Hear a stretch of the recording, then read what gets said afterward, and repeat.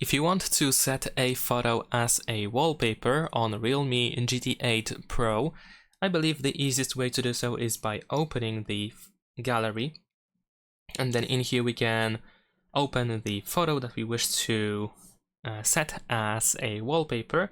We're gonna tap on these three dots that we have in the upper right corner, and then we have set as wallpaper. Over here we can choose to set it for the lock screen, home screen, or both. I'm gonna set it for both. And there we go, we have the preview, and we can of course zoom in, we can zoom out as well in case you want to do so. We can, with 2 fingers, we can move it around, so we can adjust the position if needed. Now at the bottom we have some additional options like the style and enlarge wallpaper for the lock screen. For home screen we have like the blur and wallpaper scrolling, and once you set everything up we can use apply in the upper right corner. That is pretty much it. Subscribe to my channel.